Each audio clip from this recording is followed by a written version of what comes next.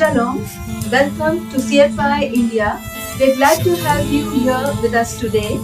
Today's message is being shared by Pastor Sunny Chandra and the topic is mentioned on the screen below. Please do watch till the end and do like and subscribe to our channel.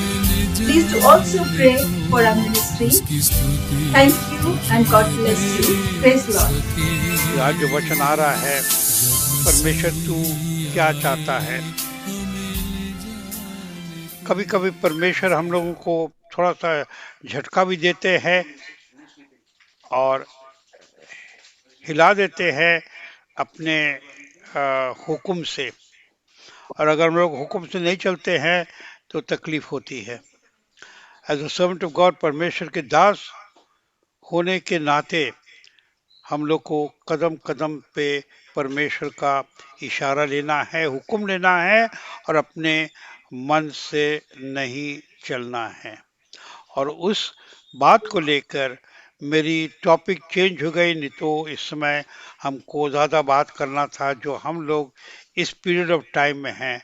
परंतु आज हम लोग जिस period of time में हैं, पूरी दुनिया में इज़राइल और कलीसिया दोनों तकलीफ में हैं। जो इज़राइल अच्छा नाम बना के रखे थे, बुरी तरह उनको नाम की प्रॉब्लम हो गई है। और कलीसिया जो इज़राइल के साथ काफ़ी पिछले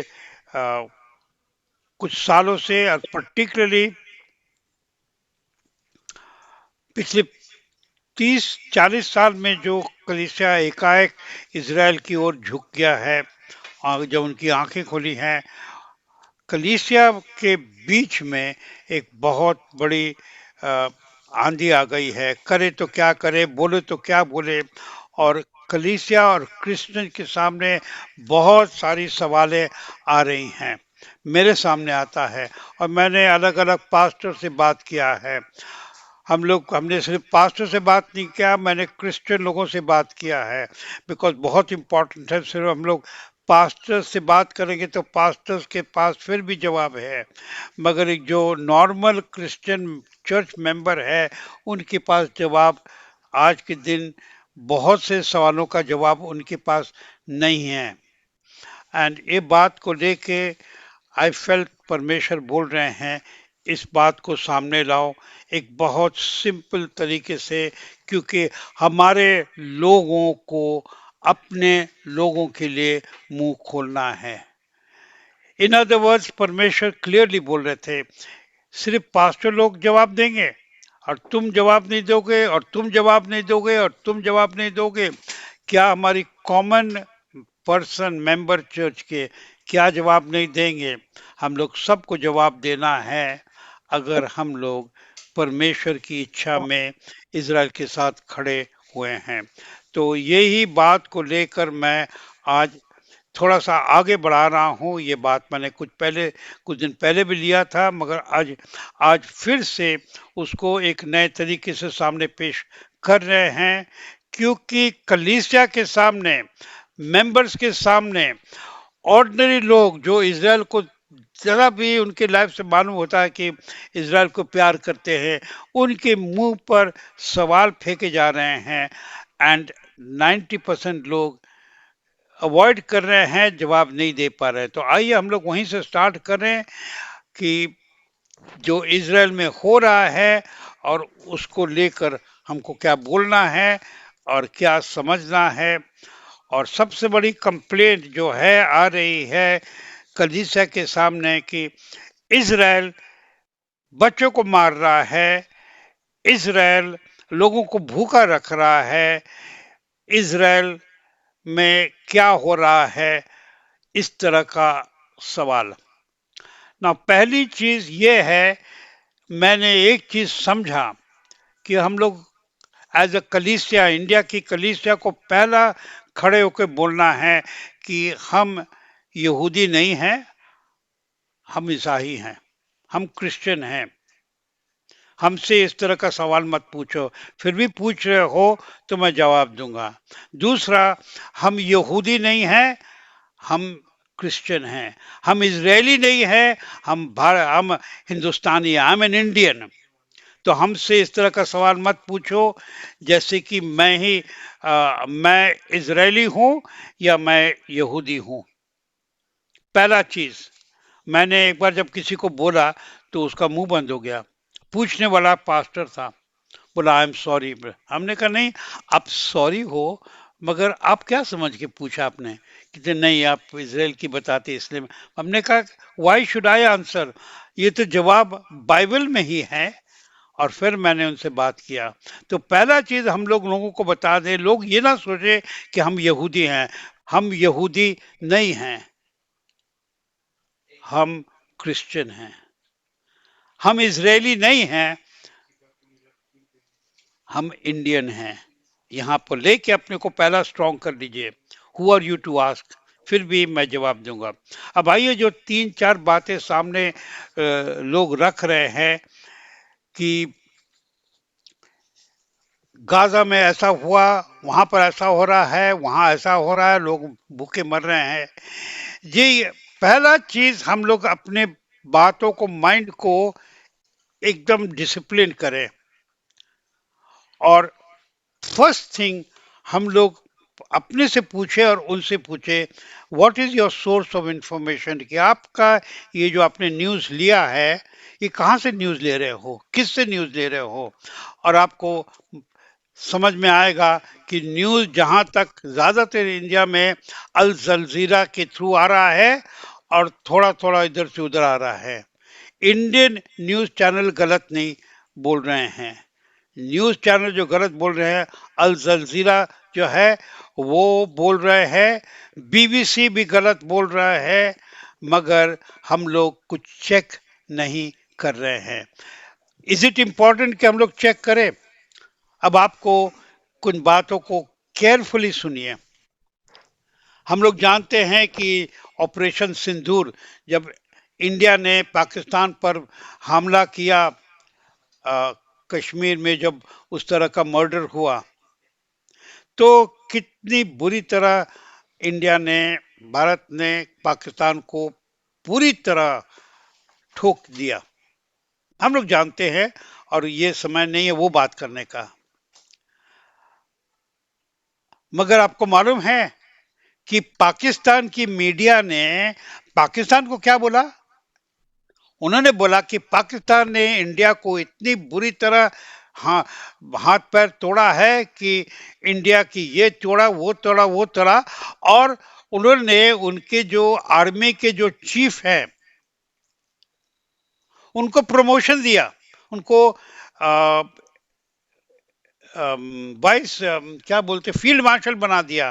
फील्ड मार्शल मीन सबसे बड़ा पोस्ट आर्मी में, उनको प्रमोशन में दिया है। और पाकिस्तान के लोग क्या बिलीव कर रहे हैं कि पाकिस्तान ने हिंदुस्तान को बहुत ठोका।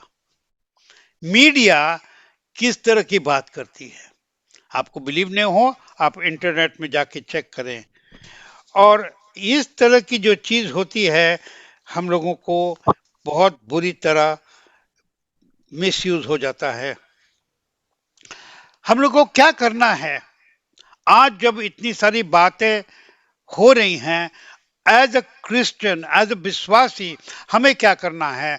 और वो है चेक द फैक्ट, कि सच्चाई को चेक करो कि फैक्ट्स क्या है।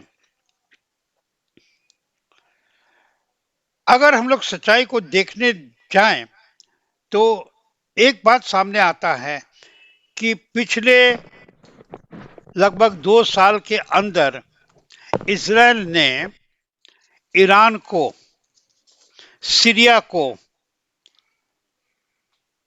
इराक को, लेबनान को, हमास को, हिजबुल्लाह सबको, येमेन को बुरी तरह ठोक दिया है। ये चीज कोई छिपी हुई चीज नहीं है, ये तो पूरी तरह जानते हैं। अगर हम लोग मैप देखने जाएं, छोटा सा इजराइल और इतनी बड़ी एरिया, ये सब देशों को ठोक दिया इजराइल ने। कैसे ठोका, कैसे खत्म किया? ये बात हम लोग सामने मन में रखें। अगर हम लोग देखने जाएं तो दो तरह की बातें हम लोग सुन रहे हैं। पहला तो लोग सोचते हैं अमेरिका ने इसराइल को मदद की दिया और इसने इसराइल इस तरह से कर पाया। हम लोगों को आंख उठा के देखना चाहिए। आज से 5 साल पहले की बात है, 6 साल पहले की बात है। ये अमेरिका अफगानिस्तान के सामने इतनी बुरी तरह अमेरिका को वहां पर डिफीट किया, इतनी तरह बुरी तरह हरा दिया कि अमेरिका अफगानिस्तान से भाग गए। छोटे सा अफगानिस्तान में तो कुछ भी बनता नहीं है। अफगानिस्तान के सामने तो अमेरिका खड़ा नहीं हो पाया, वो क्या यहाँ पर मदद करेगा। तो अगर कोई बोले कि अमेरिका के वजह से हुआ, तो पहला चीज मन से हटा दीजिए। अमेरिका तो अफगानिस्तान के सामने खड़ा नहीं हो पाया। हम लोग कोई पॉलिटिक्स बात नहीं कर रहे हैं, हम बोल रहे हैं चेक द फैक्ट्स। उसके बाद हम लोग ये फैक्ट चेक करके हम लोग बाइबल में जाएंगे। तो पहला हटा दीजिए कि अमेरिका ने के मदद से नहीं हुआ। तो कैसे हुआ? एक छोटा सा इजराइल सबको तोड़ दिया। तो नेक्स्ट जवाब हमारे पास क्या है? हाँ, परमेश्वर इनके साथ हैं। हम लोग इतनी छोटी सी इतनी बड़ी बात को इतना छोटा बना देते हैं। गॉड ऑफ अब्राहम ने उनको हेल्प किया, वो सच है। गॉड ऑफ अब्राहम ने ही किया है और किसी ने कुछ नहीं किया। अगर गॉड ऑफ अब्राहम ने किया है तो क्रिश्चियन लोग सवाल क्यों पूछ रहे हैं? वो आपका पहला आपके हाथ में हथियार होना चाहिए। दूसरा,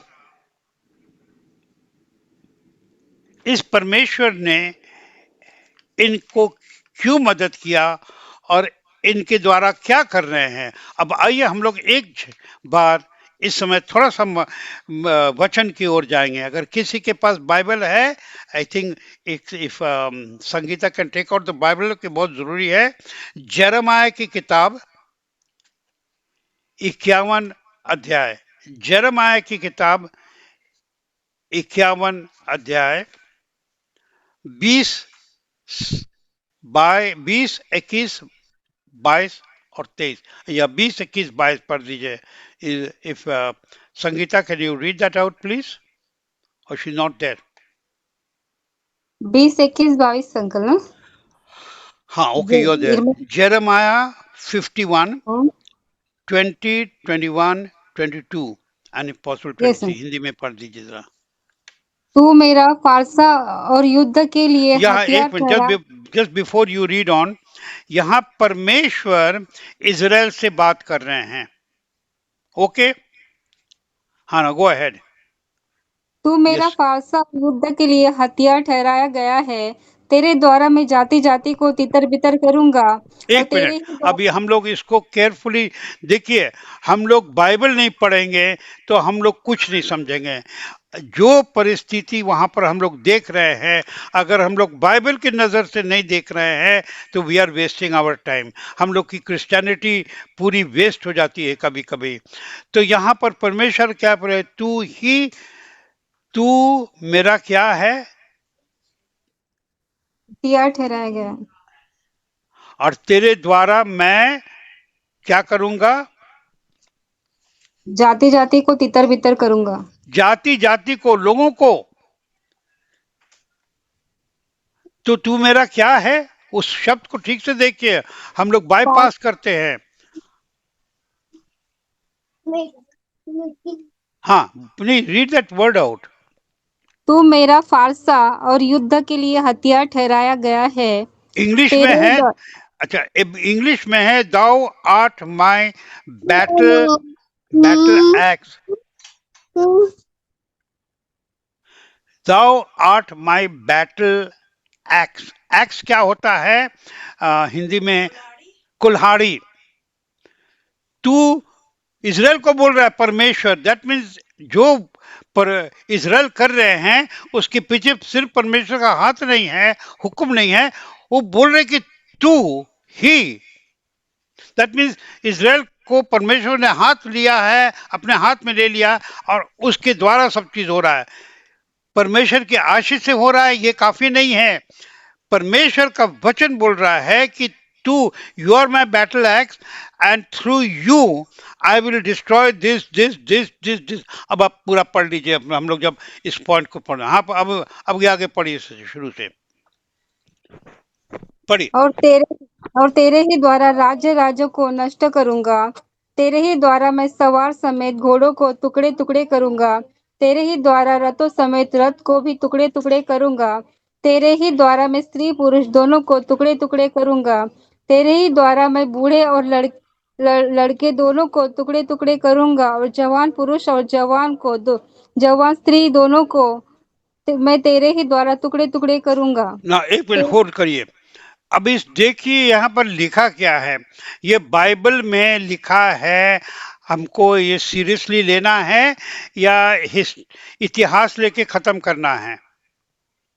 ये सीरियसली लेना है या बोलना है कि इसमें अच्छा नहीं, इसको छोड़ दे?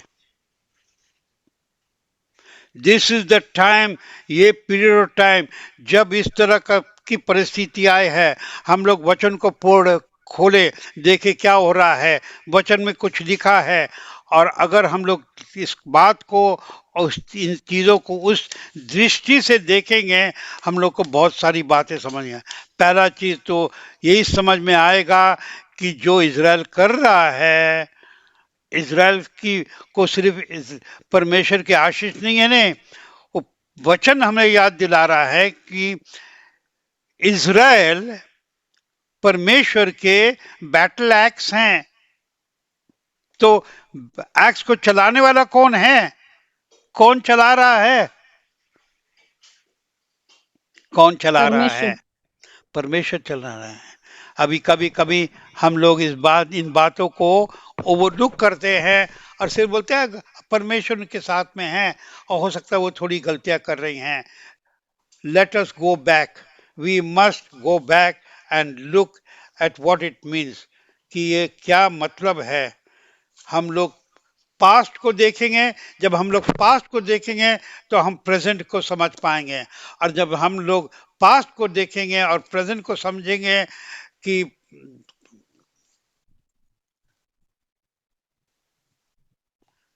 भूतकाल में क्या हुआ, वर्तमान हम समझ पाएंगे। और वर्तमान को जब उस तरह से समझेंगे तो हम भविष्य को समझ पाएंगे। When we look at the past, we will understand the present. And when we understand the present, कि पास्ट की दृष्टि को बाइबल के हिसाब से देखेंगे तो हम लोग फ्यूचर को समझ पाएंगे। और यहाँ पर कमजोरियां आ रही हैं क्योंकि हम लोग जो कॉमन क्रिश्चियन हैं, जो कॉमन मेंबर्स हैं, जो इन्होंने कभी बाइबल डीपली नहीं पढ़ा, ये सोच के कि बाइबल डीपली पढ़ना पास्टर का काम है। आप लोगों के लिए ये मैसेज है, ये आपके लिए और मेरे लिए मैसेज है, कॉमन मैन के लिए मैसेज है कि हमको क्या जवाब देना है। हमें वचन में खोल के देखना है क्या हो रहा है। सिर्फ बोलेंगे कि इज़राइल तकलीफ में है, परमेश्वर का हाथ उनके ऊपर है, नो, परमेश्वर का हाथ सिर्फ उनके ऊपर नहीं है, वो परमेश्वर के हाथ में है। परमेश्वर बोलते तुम मेरे हथियार हो और तुम्हारे द्वारा। और वहां पर अब जब शब्द देखेंगे, पुरुष, स्त्री, बच्चे, बूढ़े, ये सब लिखा हुआ है। तो जब इस तरह की बातें आती हैं कि इज़राइल क्या कर रहा है, इनको मार रहा है, उनको मार रहा है, आपके सामने मेरे सामने दो चीज है। हम लोग वचन से देखें या आज की लॉजिक से देखें। आज की लॉजिक से देखेंगे, आज की लॉजिक इस्लामिक वर्ल्ड से के थ्रू चल रहा है। इस्लामिक वर्ल्ड, नॉट नॉट जो हमारा वचन है, उन लोग अपने हिसाब से चल रहे हैं। तो जब हम लोग इस तरह से देखेंगे, हम लोग को कुछ बातें समझ में आएंगी। अब एक चीज वापस आए, ये कहां पर हो रहा है?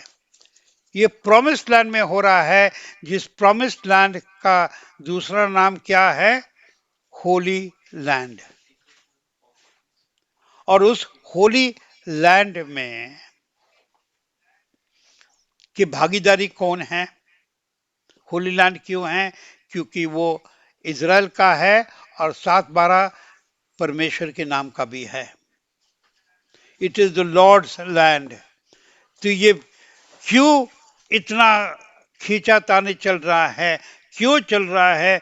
जब तक हम लोग क्रिश्चियन लोग इस बात को अच्छी तरह समझ के हम लोग के सांस में नहीं आए, और उस सांस में ऐसा आना होना जरूरी है कि हम लोग दूसरों को बताएं कि ये इसलिए हो रहा है क्योंकि वो जमीन यहोवा की जमीन है, और उस यहोवा का झगड़ा वचन में लिखा है। एक्सोडस की किताब में लिखा है 16 अध्याय 18 वचन 17 वचन में कि युग युग तक मेरा झगड़ा शैतान से रहेगा, अमालेकाइट से रहेगा। हम लोग इस बात को ना भूलें। हम लोग देखें स्तुति संगीत 132 13 और 14, जहां परमेश्वर बोलते हैं ये मेरे रहने की जगह हमेशा। तो जहां पर परमेश्वर है वह तो शैतान तो आएगा ही तंग करने को। जब तक हम लोग इस दृष्टि से नहीं देखेंगे, हम लोगों की बातें एकदम कमजोर बातें हैं। सही दृष्टि से देखे, सही चश्मा पहन के देखे, तब हम लोग समझे कि ये कोई छोटी चीज नहीं हो रही है। हजारों यहूदी लोग क्यों मर रहे हैं एक छोटी सी जमीन के पीछे? क्योंकि ये परमेश्वर का जमीन, परमेश्वर ने इज़राइल को अपना भागीदारी देकर वहां पर रखा, बोला तुम यहाँ रहोगे। वो अपना फर्ज पूरा कर रहे हैं, अपना फर्ज पूरा कर रहे हैं। तो क्या परमेश्वर बच्चों को और परिवारों को मारने का भी बात करते हैं? आइए हम लोग एक वचन देखें। हालांकि ये वचन को हमको दिखाने में अच्छा भी नहीं लगता, मगर हम लोग को एक जागरूक होना चाहिए इस वचन में। पहला शामिल की किताब 15 अध्याय 2 वचन, 1 Samuel 15:2। कोई पढ़ दीजिए, उसके बाद हम ज्यादा रेफरेंस नहीं निकालेंगे। Just read this so that we can go ahead.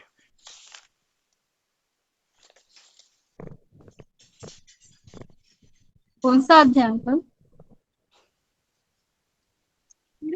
सेनाओं का पहला यहोवा सामुएल 15:2। हाँ,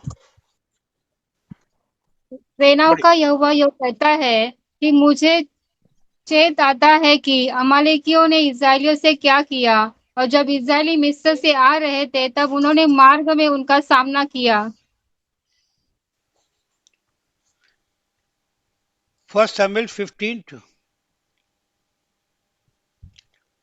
I'll just और 3 भी पढ़ लीजिए। तीसरा, हाँ सॉरी, तीसरा वचन, हम सॉरी, तीसरा वचन पढ़िए। ये जाकर अमालेकियों को मार और जो कुछ उनका है उसे बिना कोमलता किए सत्यानाश कर। क्या पुरुष, क्या स्त्री, क्या बच्चा, क्या दूध फिर पीहुआ, से पढ़िए। क्या क्या क्या क्या किसको मारना है?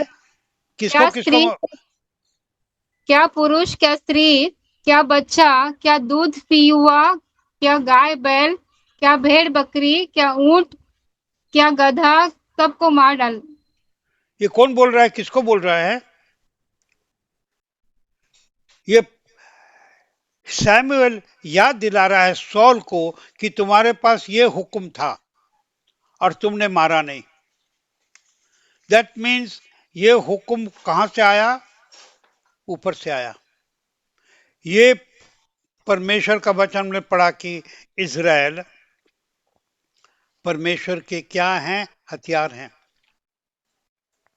और जब सॉल ने पूरा नहीं किया तो सॉल को वहां से हटा दिया गया, राजा से हटा दिया।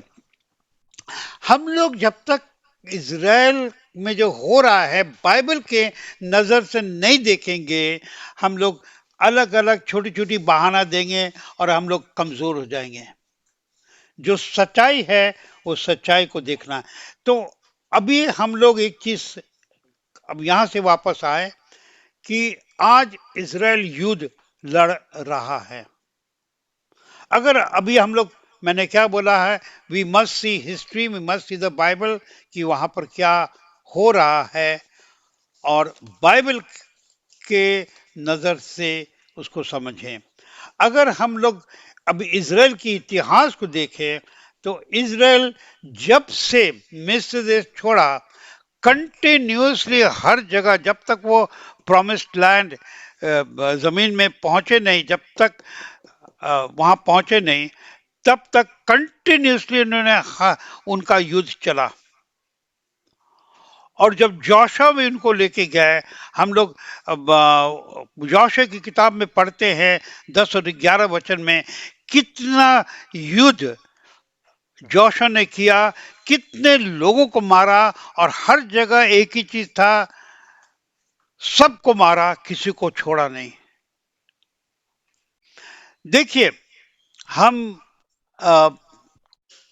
पिछले साल गए थे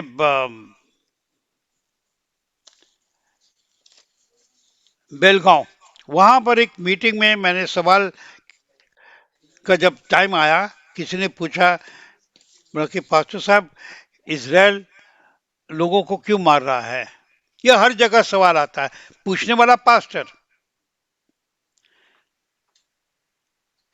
तो हमने कहा क्यों? इसे नहीं, हम लोग को तो बाइबल में सिखाते हैं ना कि हम लोग को वायलेंस नहीं लेना चाहिए। हमने कहा पहली चीज आप समझो कि इजराइल क्रिश्चियन नहीं है, हम और आप क्रिश्चियन हैं। हमको परमेश्वर ने बोला कि तुम्हारे एक गाल में कोई थप्पड़ मारे तो दूसरा गाल घुमा दो। वो उनका नहीं है, उनका है आंख के पीछे आंख, हाथ के पीछे नीचे hand, eye for an eye, tooth for a tooth. ये परमेश्वर का लॉ उनके साथ में है, तो वो क्रिश्चियन नहीं है। हमने कहा दूसरा चीज, पास्टर साहब ये बताओ, आपके घर में कोई आके आप पर युद्ध करेगा तो आप उनको बोलेंगे ये मेरा खजाना है, यहाँ पर आके ले लो सब चीज, या आप उनसे फाइट करेंगे? सच बताओ। हंसने लगे, बोले करेक्ट है पास्टर साहब, हम तो बुरी तरह उसको मारेंगे, पीटेंगे और पुलिस में लेके जाएंगे।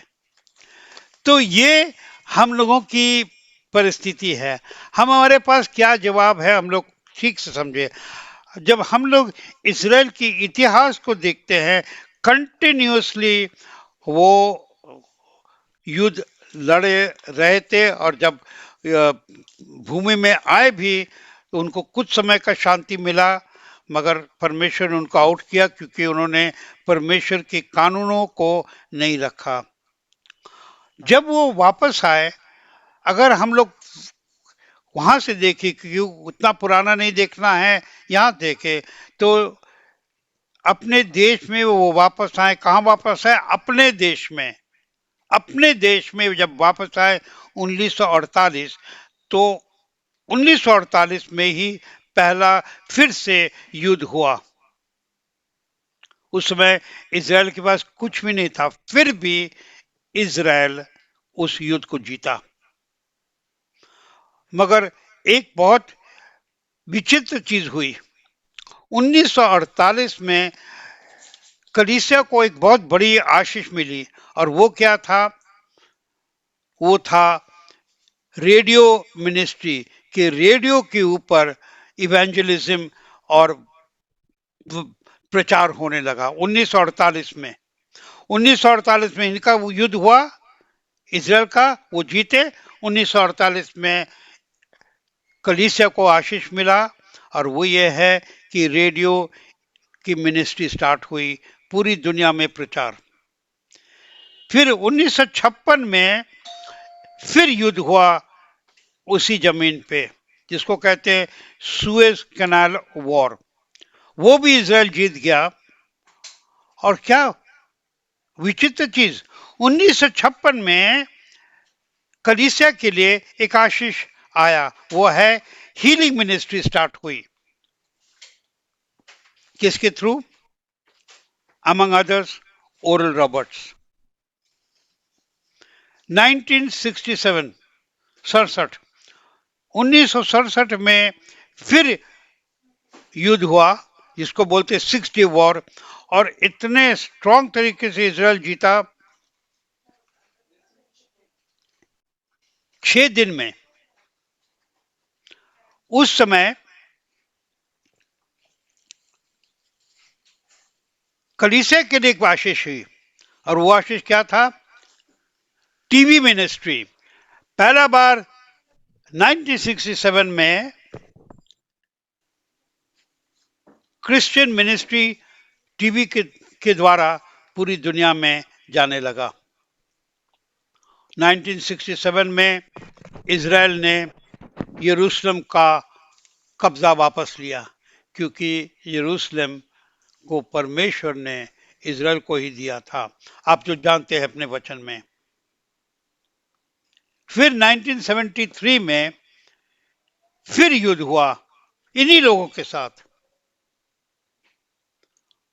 और वो युद्ध स्टार्ट हुआ योम किपुर के दिन, जो इज़राइल में सबसे पवित्र दिन होता है, जब इज़राइल में कुछ भी नहीं होता है except hospital and emergency services, बाकी सब इज़राइल में चुप होता। उस समय वहां पर अटैक हुआ योम किपुर वॉर, इज़राइल को काफी तकलीफ हुआ, मगर अंत में वो जीत गए।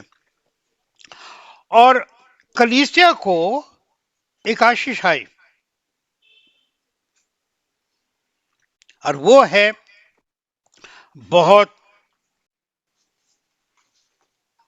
तीन बहुत इंपॉर्टेंट लोग कलीसिया के लिए खड़े हो गए, परमेश्वर ने किया, और वो है राइनहार्ड बॉन्के, बेनी हिन और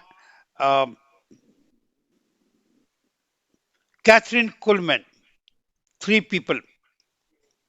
देखिए साथ साथ चल रहा है। हम लोग जब तक इतिहास को खोल कर नहीं देखेंगे,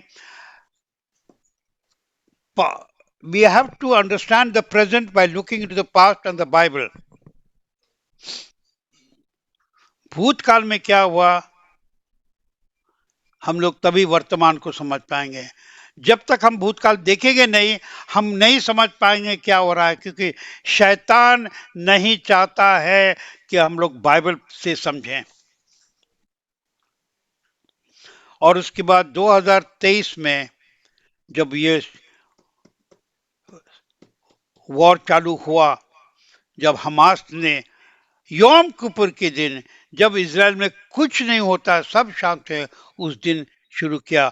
उस दिन 24 घंटे के अंदर उन लोगों ने 1200 से लेके 1400 को एग्जैक्टली मालूम नहीं है, इतने लोगों को कत्ल किया, जिसमें से 200 से ज्यादा बच्चे थे जिनको उन्होंने अवन के अंदर डाल के किया।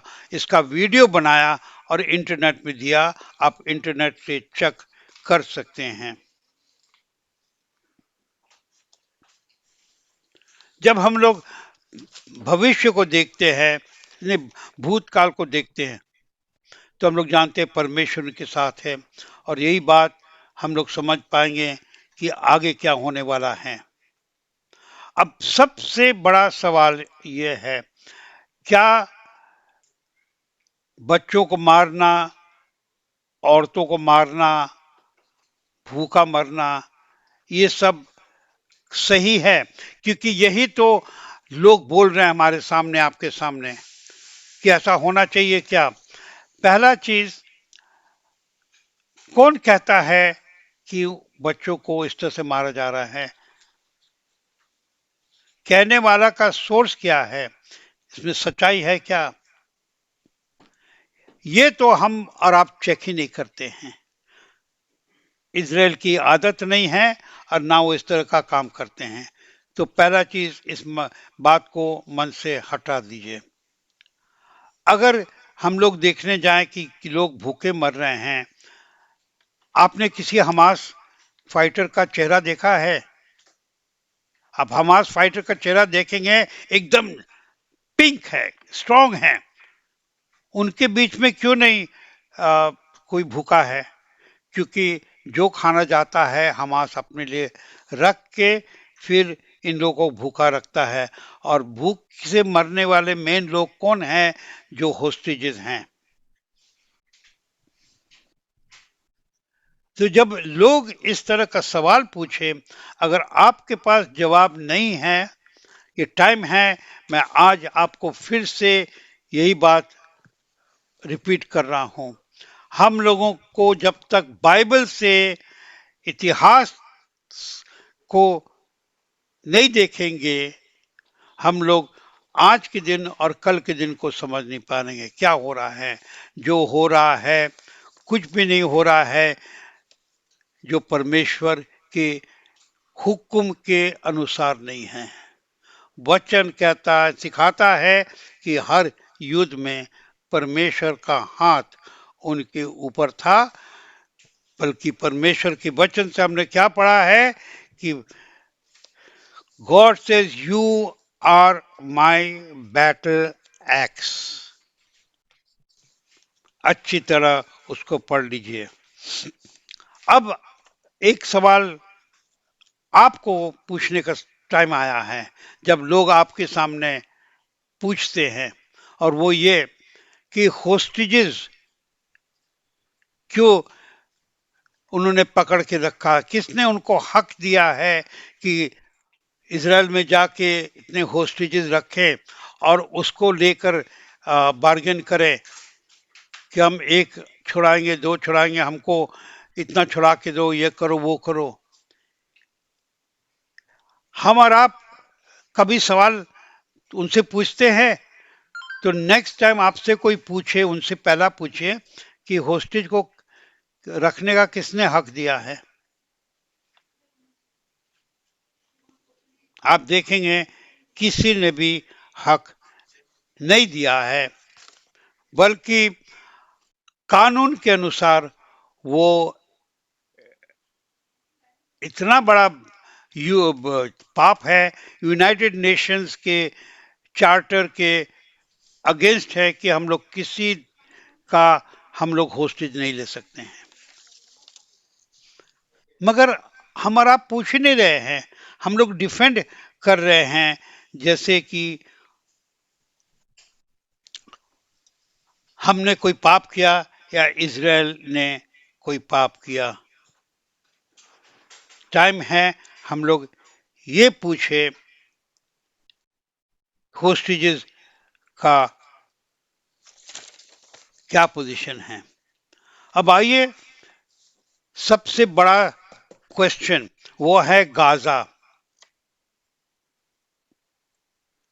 जब आपसे कोई गाजा के बारे में पूछे, क्या हम लोग के पास कुछ भी समझ नहीं है? कभी कभी हम यही सोचते हैं कि अपने क्रिश्चियन लोग बहुत नादान हैं, बहुत ही नादान हैं, सिंपल लोग हैं। जब गाजा की ओर आप देखते हैं तो एक बार कश्मीर की ओर देखिए। कश्मीर, हमारा कश्मीर को देखिए। इस कश्मीर पर कौन क्लेम ले रहा है? पाकिस्तान। क्यों क्लेम ले रहा है? कि वहां पर आज के दिन 90% लोग मुस्लिम्स हैं। तो अगर गाजा के लिए हम लोग इतने नरम हैं तो कश्मीर के लिए भी नरम हो जाइए, बोल दीजिए ठीक है भाई, आप इतने हो मुस्लिम वहां पर, ले लो। हम लोग के बीच में कितने लोग हैं बोलेंगे ले लो, कश्मीर को ले लो।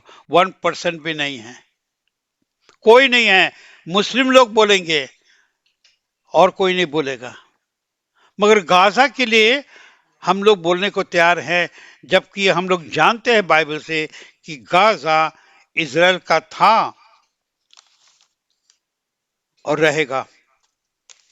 और दूसरी बात जो आजकल लोग बोलना शुरू किए हैं, क्रिश्चियन लोग बोल रहे हैं, अरे ठीक है भाई, गाजा में इतने लोग हैं, गाजा छोटा सा हिस्सा है, उनको दे दो।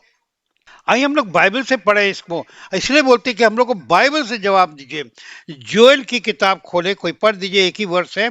जोएल की किताब 3 अध्याय, Joel chapter 3 and verse 2। Joel की किताब 3 अध्याय, ये भविष्यवाणी है अंतिम दिनों का। अंतिम दिनों का, जिन दिनों के लिए हम लोग बोल रहे हैं, हम लोग उन अंतिम दिनों में हैं। जोएल की किताब 3 अध्याय और दूसरा वचन पढ़िए। उस समय मैं सब जातियों को इकट्ठा करके यहोशाफात की तराई में ले जाऊंगा और वहां उनके साथ अपनी प्रजा अर्थ अपनी नीच भाग इज़राइल के विषय में, जिससे उन्होंने अन्य जातियों में तितर बितर करके मेरे देश को बांट लिया है, उनसे मुकदमा लड़ूंगा। मेरे देश को क्या क्या बांट दिया है? बोले मैं उनसे पूरा I will take count from them. और अगर हम और आप इसके भागे थिंकिंग हो जाए कि गाजा को दे दो उनको शांति के लिए, वचन की ओर देखिए। जो लोग इसमें हाँ बोलते हैं ना, हम क्रिश्चियन की बात कर रहे हैं, छोड़ दीजिए मुस्लिम्स को, छोड़ दीजिए नॉन क्रिश्चियंस को, छोड़ दीजिए किसी को, क्रिश्चियन लोग जब बोलेंगे यार जाने दो शांति है, वो पुराना नियम है, ये पुराना नियम पुराना परमेश्वर है, उनका वचन है, B careful, be very careful कि हम लोग क्या बोल रहे हैं और क्या सुने, उसको कभी बांट नहीं सकते, क्योंकि वचन में लिखा है कि वहीं पर तीसरा महायुद्ध हो जाएगा, उसकी वजह से लिखा है, that is the third world war. Be careful, जवाब देने को तैयार होइए।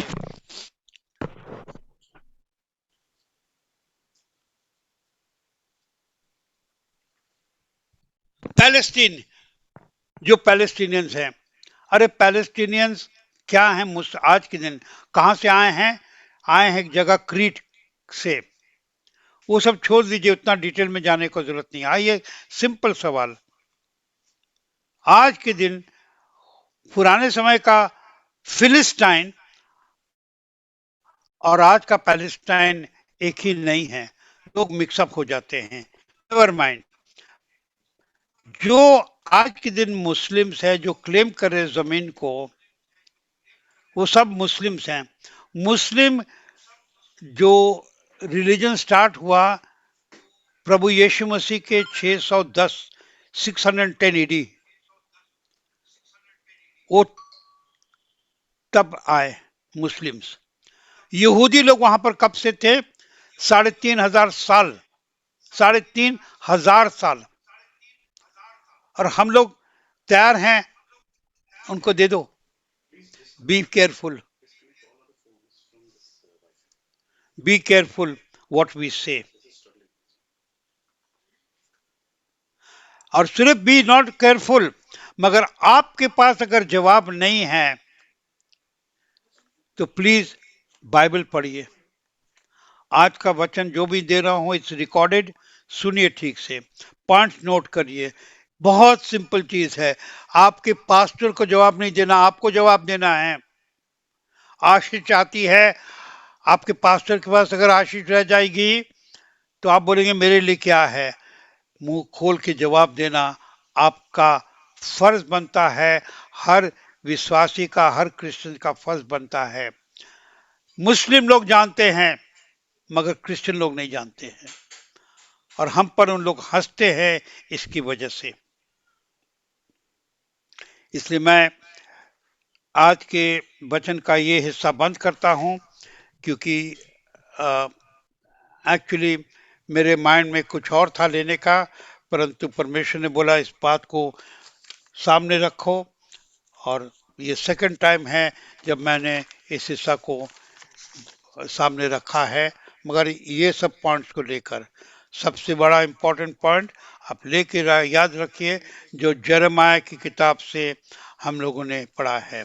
आज के दिन हम अभी अंत कर रहे हैं, but we are now in the period of the feast. September, October, right up to December, ये फीस्ट का पीरियड है।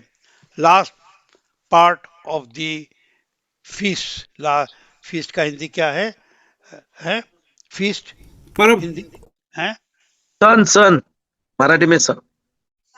हाँ, हिंदी में सन, परब। हाँ परब। हाँ, परब या सन के पीरियड में। और अभी 3 फीस्ट आने वाले हैं, 2 सितंबर से स्टार्ट हो रहा है। मगर जो लास्ट फीस्ट हम लोग ने देखा था, लास्ट फीस्ट वो कौन सा था? कोई याद हमको करें, याद दिलाएंगे? लास्ट फीस्ट कौन सा था? अरे ये तो बहुत सिंपल है, ये तो सूर्यों का स्टैंडर्ड वन का है। किसका? सूर्य का त्योहार। मंडपाचा सण. Yes, so it was feast of Pentecost, trumpet. Feast of Pentecost. और उसके बाद फीस्ट ऑफ पेंटिकॉस्ट जो खत्म हुआ वो कौन से महीने में था? It was in the month of June. Actually देखने जाए हमारे ख्याल से it was 8th of June. और जो नेक्स्ट फीस्ट आ रहा है वो है 22 सितंबर को स्टार्ट होएगा, which is the feast of trumpets. इसकी टीचिंग हम लोग लेंगे आने वाले, I think later when we go to down. But जो लोग दाउन नहीं जाएंगे, दो तीन बातें हम लोग नोट करें। Our God is a God of plans. हमारा परमेश्वर ने जो प्लान बनाया है उस प्लान में, उस योजना में आप हैं और हम हैं। और सबसे बड़ा प्लान परमेश्वर का जब हम लोग वचन से देखते हैं वो है क्या? The kingdom of God to be established here on earth. परमेश्वर का राज्य इस धरती पे स्थापित होना। और वो सब चीज बाइबल में उसी लाइन से चल रहा है। तो फीस्ट जो है, 7 जो सन है, इसमें पहला 4 तो खत्म हो गया, लास्ट है पेंटिकॉस्ट। मगर जो नेक्स्ट फीस्ट है जो 22 सितंबर में होएगा, स्टार्ट हो जाएगा, will start with the blowing of the chauffeur, new year. और मैं अगर ठीक है, सामने आपने स्क्रीन में देख लिया 4 पूरा हो गया, मगर किन बातों को आप ठीक से समझ लेंगे तो बहुत अच्छा होएगा। क्योंकि मैं आज बार बार बोल रहा हूं, we must look into the past to understand the present. कि भूतकाल को देख के तभी हम लोग वर्तमान काल को समझेंगे। तो भूतकाल में लास्ट जो था पेंटिकॉस्ट का था फीस्ट।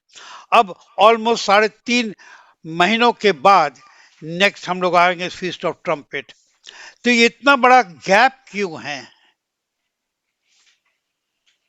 और इतना बड़ा गैप क्यों? कि परमेश्वर का प्लान। कोई लोग इसको बोलते हैं द ड्राई पीरियड।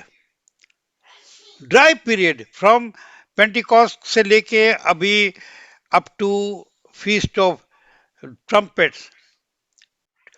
अच्छा है, करेक्ट है। Dry period is the dark period. परमेश्वर जानते हैं क्या हो रहा है, उनका प्लान है। एंड परमेश्वर जानते थे कि ये हम टाइमिंग दे रहे हैं। इतना बड़ा गैप, भविष्यवाणी एक भविष्य की तरह परमेश्वर देखने वालों को, ढूंढने वालों को दिखा रहे हैं। तुम ढूंढ रहे हो, समझो। और हम और आप जो वचन पढ़ते हैं उस वचन से समझिए। अगर हम लोग चर्च के इतिहास को देखें तो चर्च के इतिहास में पहले लगभग 300 साल, 400, 500 साल तक क्रिश्चियनिटी बहुत बढ़ गई। खासकर फर्स्ट 300-400 ईयर्स एकदम लाइक वाइल्ड फायर कैसे बोल सकते हैं, आग की तरह फैला। उसके बाद एक पीरियड आया और वो है फ्रॉम 600 एडी, 610 में इस्लामिक मूवमेंट आया। और इस्लामिक मूवमेंट इतना बढ़ा कि 400 साल के बाद लोग यही सोचने लगे कि अब क्रिश्चियनिटी खत्म हो गया। देखिए, चर्च हिस्ट्री को समझना बहुत जरूरी है। बाइबल समझ रहा है चर्च हिस्ट्री, ये चर्च हिस्ट्री है। ऑलमोस्ट खत्म हो गया। बाइबल के जब हम लोग क्रिश्चियन फेथ चर्च की हिस्ट्री में अगर इसको हम लोग पढ़ते हैं तो हम लोग स्टडी करते हैं, this is called the dark ages, DAR के डार्क, अंधकार का समय चर्च के लिए। और उस दरमियान इस्लाम बहुत बढ़ गया, यहाँ तक कि लोग सोचे कि इस्लाम जो है क्रिश्चियंस को खा जाएगा। और उसके बाद ट्रम्पेट्स आया, फीस्ट ऑफ ट्रम्पेट। परमेश्वर का प्लान देखिए। तो इतना बड़ा गैप जो हम लोग बोलते हैं ड्राई पीरियड, जो डीपली पढ़ने वाले समझते हैं the dark period. It was the dark period of the church, 600 सदी से लेके अप टू 11 12 500 600 साल तक। हम लोग इसकी डिटेल दाउन में लेंगे, मगर जो लोग अभी थोड़ा सोचते हैं प्लीज प्रे। आज जो मैंने स्टडी लिया, आप लोग को बताया, उस दृष्टि से देखिए। Look into the past to understand the present. भूतकाल को देख के वर्तमान को समझिए। और भूतकाल में पेंटिकॉस्ट के बाद अंधकार आया, और फिर हम लोग देखते हैं ये 3 फीस आएंगी, फीस ऑफ ट्रम्पेट, यौम किपुर, और अंत में फीस्ट ऑफ टैबरनेकल। जबकि बहुत सारे क्रिश्चियन लोग अराउंड द वर्ल्ड का मानना है कि एक्चुअली फीस्ट ऑफ ट्रम्पेट जो है, फीस्ट ऑफ टैबरनेकल जो है, वही प्रभु यीशु मसीह के बर्थडे को प्रॉबेबली है। इस तरह से बोलने वाले इस तरह के भी समझते हैं। हम लोगों को क्या करना है आज की सब्जेक्ट को लेकर? For us to understand, look into the past to understand the present. और वो पास्ट है बाइबल से देखें। तो फीस्ट ऑफ ट्रम्पेट्स में हम लोग 3-4 चीज देखेंगे जो डिटेल में दाउन में, परंतु हम लोग के लिए यहाँ है। पहला चीज, इतने सूखे period after the darkness comes the feast of trumpets में पहला चीज, it is the new year, civil new year. Israel में 2 न्यू ईयर हैं। एक तो है जब पास ओवर है, that is the new year, और सिविल न्यू ईयर ये हुआ है। तो ये उनका सिविल न्यू ईयर है। न्यू ईयर में क्या होता है? सब चीज नया, न्यू स्टार्ट। तो परमेश्वर ने ऐसा क्यों अलाउ किया? अभी 4 साल, 4 महीने का, 3.5 महीना, 4 महीने की जो उनका हिस्ट्री है, जो उनका इतिहास है, जो बाइबल से नहीं, जो इजराइल की इतिहास है, उनके तलमुद से, उनकी किताबों से, तो उन लोग इस दिन को they treat it as the birthday of Adam and Eve. उनके कैलकुलेशन से आदम को परमेश्वर ने इस दिन पैदा किया या जैसा भी के बनाया। सो फीस्ट ऑफ ट्रम्पेट वो स्टार्ट है सूखा के बाद। अब जान आ रही है, जान के साथ भी ब्लो द ट्रम्पेट्स, परमेश्वर की उपस्थिति, आशीष, and it is the birthday of Baba Adam. And then after the feast of trumpets we have the other feasts following, or for us to keep in mind कि बहुत सारे ट्रेडिशंस हैं जो आते हैं फीस्ट ऑफ ट्रम्पेट्स के बाद और कनेक्टेड है, इंक्लूडिंग 1 Thessalonians 4:16, जबकि हम लोग पढ़ते trumpet will sound, the dead in Christ will arise. ये सब जो हम लोग के क्रिश्चियन ट्रेडिशनल टीचिंग्स हैं। 1 Corinthians 15:51, and the trumpet shall blow and the dead in Christ shall arise, ये सब आ जाती हैं। This is the part of the feast. आइए, समय निकल गया है। I wanted to say 1 or 2 things more, मगर just not forget feast of trumpets है, followed by यम किपुर। सबसे 1 अक्टूबर आएगा, 1 to 2 अक्टूबर एक्चुअली है रियल डेट, एंड मगर ओवरलैपिंग डेट्स भी है। And after that the feast of tabernacles, but we are in the period of the feast. And ये फीस्ट लास्ट में याद दिला दें, ये इजराइल की फीस्ट नहीं है। परमेश्वर ने बोला लेविटिकस की किताब 23 अध्याय में कि ये मेरे पर्व हैं, these are my feasts. Leviticus 23 verse two the God's feasts. तो जब हम लोग नेक्स्ट 10 डेज में we will be starting the feast period, सबको याद दिला दे ये बहुत ब्लेसिड पीरियड है, feast of trumpet followed by Yom Kippur followed by tabernacles. We are in the period of time जब सूखापन चला गया है, अंधकार का पीरियड चला गया, और ये 3 ट्रम्पेट्स एंड अटोनमेंट एंड टैबरनेकल्स आएंगे। Be ready, be prepared. हम लोग का ज़्यादातर क्रिश्चियन लोग का 2 ही प्रिपरेशन होता है। वन इज 25 दिसंबर क्रिसमस, जो यीशु मसीह को बहुत सेकंड जगह मिलता है, फर्स्ट जगह अपने प्रेजेंट्स का और क्या लेना, क्या नया कपड़ा, और दूसरा है ईस्टर टाइम। मगर ये feasts are much more important. और एक चीज अच्छी चीज हो रही है अराउंड द वर्ल्ड, पूरी दुनिया में जो क्रिश्चियन वर्ल्ड है इस फीस को लेके जागृत हो रहे हैं। अगर हम लोग ब्रदर जैक से पूछे, वो बताएंगे कि उनके देश में हॉलैंड में, नीदरलैंड में ये बहुत बड़ी पॉइंट होती होगी कि क्रिसमस टाइम तो बहुत होता होगा, फीस कम होते हैं, मगर जागृत हो रहे हैं लोग कि ये सच्चाई है।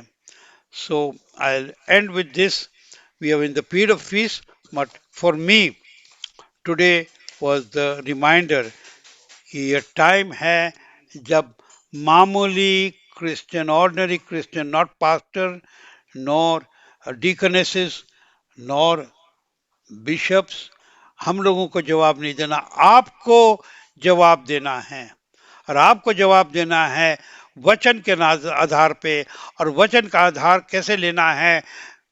भूतकाल को लेके स्टडी करिए कि वर्तमान को हम लोग समझ पाएंगे, और वर्तमान को जब समझेंगे तो हम लोग भविष्य को समझ पाएंगे। और सेंटर पॉइंट है इज़राइल, क्योंकि हम लोग ने जैसे यिर्मयाह की किताब में पढ़ा, वो रट लीजिए उस वर्ष को। यिर्मयाह याद है?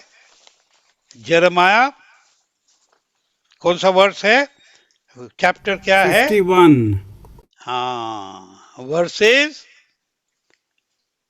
20 है 20 20, 21 और 22, 3 वर्सेस। रट लीजिए उसको, स्टडी करिए उसको, क्योंकि वहां लिखा है परमेश्वर बोल इज़राइल को, तुम मेरे हथियार हो, तुम्हारी मेरी आशीष वालों पर नहीं है वो काफी नहीं है, तुम मेरे हथियार हो, और तुम्हारे द्वारा हम इन सब को नष्ट कर देंगे। क्यों? कि परमेश्वर का राज्य इस धरती पे स्थापित हो, जिसमें इज़राइल का हाथ, एक हाथ है और दूसरा हाथ कलीसिया का है, और पवित्र छाया परमेश्वर का है। तो जो हो रहा है पवित्र भूमि पे में, God is using the battle axe. God bless you all, and Shabbat Shalom to everyone. Shalom, and thank you for watching this video. If you were blessed, then please click on like and please do subscribe to our channel. And if you would like to watch a few more of our teachings, then you may please click on these links over here, over here, over here, over here. And please do contact us. We would love to hear from you. You can contact us from the numbers that are mentioned on your screen. Thank you. Shalom. May God bless you.